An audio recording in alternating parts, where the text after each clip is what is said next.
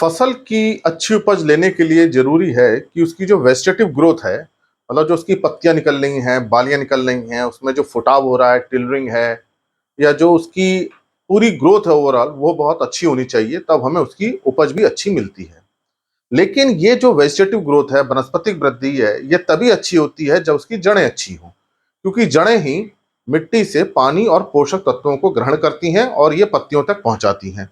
जब ये पोषक तत्व पत्तियों को मिलते हैं, तब वो सूरज की रोशनी में प्रकाश संश्लेषण करते हैं और फोटोसिंथेट्स बनते हैं और उसी से पौधे को ऊर्जा मिलती है और उपज बढ़ती है। तो कुल मिला के हम देखें तो अगर जड़ें अच्छी नहीं होंगी तो हमारी फसल भी अच्छी नहीं हो सकती है। और हम सारा ध्यान वनस्पतिक वृद्धि पर रखते हैं कि उसकी टिलरिंग अच्छी हो जाए, पत्तियां हरे रंग की हो जाएं, उसकी ऊंचाई बढ़ जाए, बालियां अच्छी निकल जाएं। लेकिन ये तब तक नहीं हो सकता जब तक जड़ें अच्छी नहीं हों। तो जड़ों को अच्छा रखना बहुत जरूरी है। आज मैं इसी बात पर चर्चा करूंगा कि जड़ें हमारी फसल की कैसे अच्छी रहें।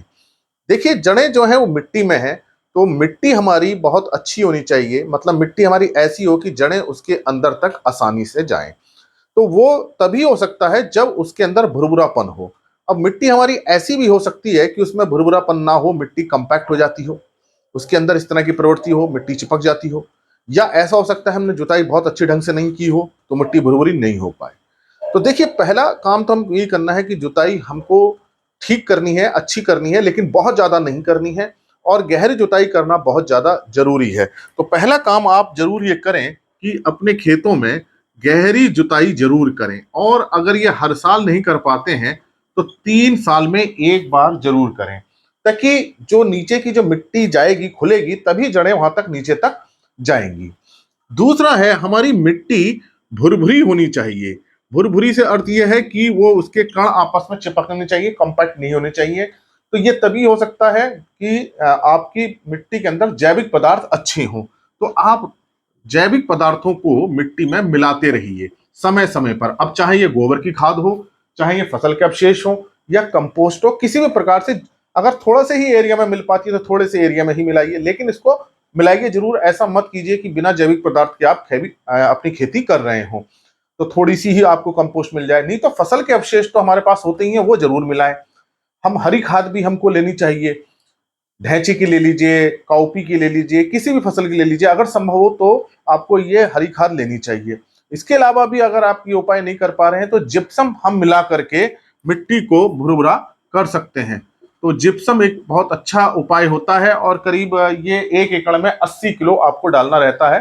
सामान्यतः 1 एकड़ में आप 80 किलो डालेंगे तो मिट्टी को भुरभुरा बना के रखता है, साथ में कैल्शियम भी देता है और सल्फर भी देता है। तो ये आप मिट्टी को भुरभुरा रखने की कोशिश करें, खास तौर से उन क्षेत्रों में जहां मिट्टी में क्ले ज्यादा है, मिट्टी चिपक जाती है। तीसरा यह है कि आप तब तक जड़ों को नहीं बढ़ा सकते जब तक जड़ों के अंदर ऊर्जा ना आए। अब देखिए क्या होता है, पौधों के अंदर पत्तियां जो होती हैं वो अपनी ऊर्जा, जो एनर्जी लेती हैं, फोटोसिंथेसिस करके लेती हैं, प्रकाश संश्लेषण की क्रिया से वो एटीपी बनाती हैं, अपनी ऊर्जा बनाती हैं। लेकिन ऐसी कोई प्रक्रिया जड़ों में नहीं होती, उसके अंदर प्रकाश संश्लेषण नहीं होता है, तो वो उसके अंदर जो है एनर्जी कम रहेगी, क्योंकि वहां प्रकाश संश्लेषण नहीं है। तो ये जो एनर्जी आएगी वो कार्बोहाइड्रेट जो पत्ती से बने हैं जड़ में आ जाए और जड़ वहां पे रेस्पिरेशन करेगी, अपना श्वसन प्रक्रिया करेगी और श्वसन प्रक्रिया से उसे एनर्जी मिलेगी। तो इन सब कामों के लिए एटीपी बनना जरूरी है, एडिनोसिन ट्राइफॉस्फेट। और एटीपी तभी बनेगा जब फास्फोरस अच्छी मात्रा में हो। यही कारण होता है कि फास्फोरस से जड़ों की वृद्धि होती है। तो जो फास्फोरस खाद है वो आपको बुआई के समय देनी चाहिए। तो ये फास्फोरस खाद के बिना आप जड़ों की ग्रोथ को नहीं बढ़ा सकते, ये देना बहुत जरूरी है। यही कारण होता है कि अधिकांश क्षेत्रों में यूरिया दे देते हैं, नाइट्रोजन देते हैं, लेकिन फास्फोरस को या तो देते ही नहीं है या बहुत कम देते हैं। तो जिन खेतों में फास्फोरस की कमी रहेगी वहां जड़ें अच्छी नहीं होंगी। जब जड़ें अच्छी नहीं होंगी तब फसल के ऊपर चाहे कोई एंजाइम डाल दीजिए, कोई माइक्रोन्यूट्रिएंट डाल दीजिए, किसी भी खाद का स्प्रे कर दीजिए, वो असर नहीं आएगा, क्योंकि वो सब न्यूट्रिएंट कहाँ रहेंगे, पत्तियों में रहेंगे, जड़ में नहीं आ पाएंगे। तो ये आपको फास्फोरस खाद कब देनी है, बुआई के समय देनी है। ये आप बिल्कुल ध्यान रखें कि बुआई के समय दें और कूड़ों में दें। अगर आप ये उपाय करते हैं तो जैसे ही बीज जमेगा, उसका अंकुर निकलेगा, जड़ें निकलेंगी, तुरंत जड़ें जब फास्फोरस को ले लेंगी, क्योंकि जड़ों के बिल्कुल पास होगा, बीज के पास होगा। तो ये फास्फोरस मिलते ही वो एनर्जी बनाना शुरू कर देंगी। फास्फोरस की खाद को कभी भी आपको खेत में बिखेर कर नहीं देना है, क्योंकि ये फिक्स हो जाता है, मिट्टी में स्थिर हो जाता है, जहां डालते हैं वहीं पड़ा रह जाता है, जड़ को फास्फोरस तक पहुंचना होता है। इसलिए जहां आपको बीज बोना है, जहां आपने कूण खोली है, फरो खोली है, उसी के अंदर आपको फास्फोरस वाली खाद डालनी है।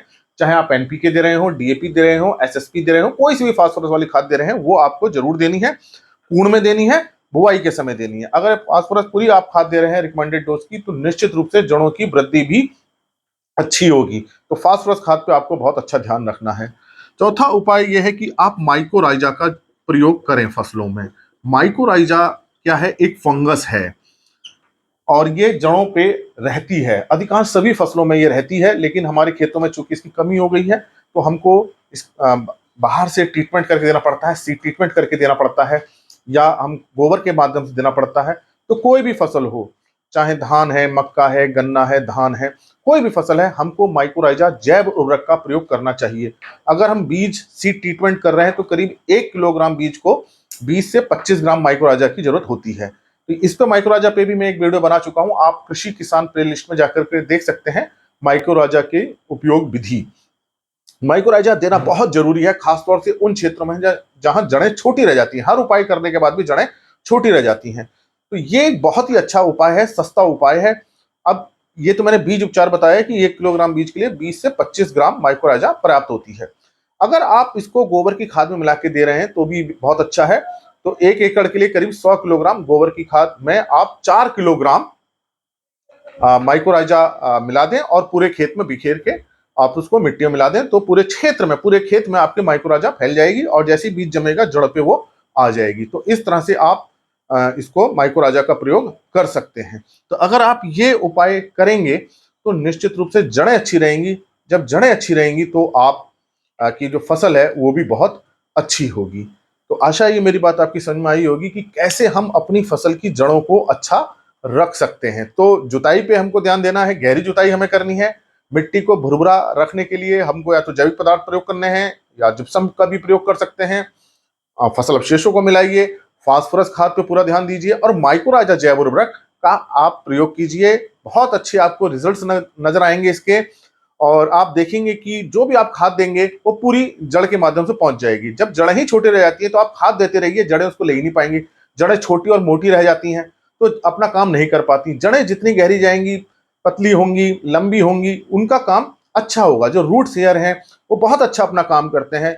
यही रूट की मॉर्फोलॉजी होती है कि जो पतली रूट्स का अवशोषण जल्दी होता है। अगर पतली महीन बारीक रूट हो रही हैं तो काम ज्यादा अच्छा करती हैं, पानी को लेने का, न्यूट्रिएंट्स को लेने का, तुरंत जो है ऊपर तने में पत्तियों तक पहुंचा देती हैं।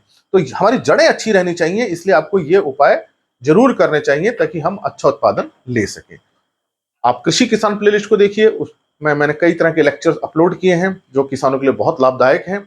और अगर चैनल सब्सक्राइब नहीं किया है तो सब्सक्राइब कीजिए। धन्यवाद।